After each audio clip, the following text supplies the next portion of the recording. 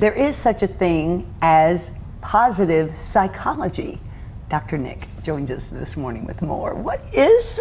I was at a seminar not too long ago, and the person that was teaching it said, "Yeah, you're Mr. Positivity," and I was like kind of taken back, and then I started really getting into positive psychology. Seligman is one of the founders of it, and it's not about always upbeat and always happy and always bubbly. It's really not.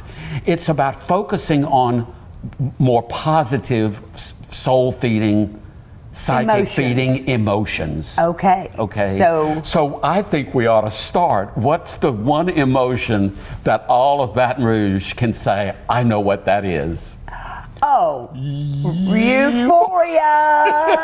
Yeah. If you don't know what euphoria is, which is a great emotion.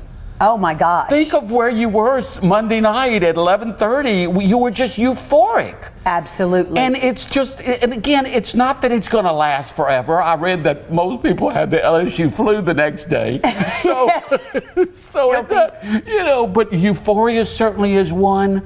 Joy is certainly one, right? Joy is one, and I've for many years, Whitney, struggled with the difference between happiness and joy, and maybe I'm getting too nuanced, but I do think there's a difference because joy feels a little bit more pervasive and ongoing, even when things aren't necessarily at their best. There's still a sense of joy. I just think of happiness as kind of fleeting. Right. And again, that may be just a play on words. Absolutely. But joy is something that we talk of, certainly in the Christian world, we talk about joy a lot. A lot. Christian joy. And I don't think it's unique to just that religion. I think it is a positive emotion. There is one that struck me that I got all excited about because I could easily say, oh my God, I know that feeling. Awestruck? I mean, you are awestruck by awe. Awestruck, yeah, I should have probably said that first, but so there are two. Awe is certainly one. When I was, down on the beach for the holidays and I didn't go to New York, I was really in awe. It was 70 degrees, it was a breeze, there was nobody on the beach, just total silence. And I had that feeling of I'm just awestruck. And it's a religious feeling. Sure. It's not a doctrinal or rule, it's just like, wow. And I think nature tends to do that to a lot of us. So much. But I also think, Whitney, what did it to me was that we're a very noisy society. It's just, when you're just bombarded all the time by noise, how do you have a chance to be in awe? You're too busy. I just felt so much more at peace, which is part of how I guess I got to the awe. But the other one, interest. Interest. I have said it many times to you and to people.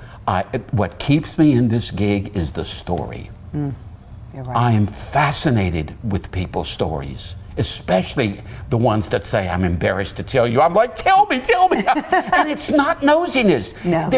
You're a journalist. Oh, I'm so interested in people. That's why, that's really the main reason why I think I love this job so much, is I love meeting people, I love talking to people, I love telling their stories. But didn't you always? Yes. I mean, I would think you went into the business because you were interested. Exactly. And so I don't know that that's something that you can create in yourself, that you have none of it. I'm sure everyone has some. Some, yes. Some people just seem so self-absorbed they really can't get out of themselves to be interested in others. Yes. And I'm thinking of the narcissist. And that's where I think, that's why I wanted to make such a strong point of it. I think people would experience much more joy by experiencing more interest. Mm-hmm. How did you get where you are? Or how have you been feeling after your surgery? I said to someone the other night that recently had surgery. People need that. Right. It's a certain validation. And we need it. It's sharing. It is sharing. And it's a camaraderie. We start connecting. Nobody's told me anything that I am in judgment of. It's like, right. I get it. Absolutely. So you're embarrassed, which is kind of would be considered a negative emotion, but again, it's They're not always, but we're focusing on positive. So yes, but I want to ask you, because we've run down some more, and I know we have some more positive emotions that will help just our whole inner self live more fully and completely. However, and I'll go back to awe or joy. Okay.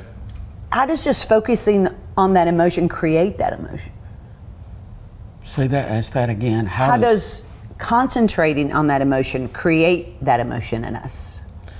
Whitney, I don't know that we need to. I think we need to be aware of these emotions. Okay. But I don't think that we need to go to try to create them. Okay. I think we ought to become more aware of them and give them more attention. Like, oh, this is a moment of interest. See, it's kind of having. I see. This is a moment of contentment. This is a moment of euphoria. Let me really absorb it. Let me absorb it. Yeah. Absorb it and get ready for the tomorrow. But I don't know that. I think it's a great question. I have to think about it because I'm not sure that we create it. I think we experience it, and we either let it fly by because because of the noise of the world. Well, you know what one of them is? Tell me. It's satisfaction. Satisfaction. And see, we can miss satisfaction because we can never be satisfied. Right. So there's where I think the work comes is to, wow, I feel satisfaction. I'm satisfied. Yes. Which doesn't mean never pushing yourself again. Does not mean that at all. Contentment doesn't mean that I'm always floating in the clouds. There's always a challenge because I think it's a positive emotion. It's just being challenged or feeling challenged.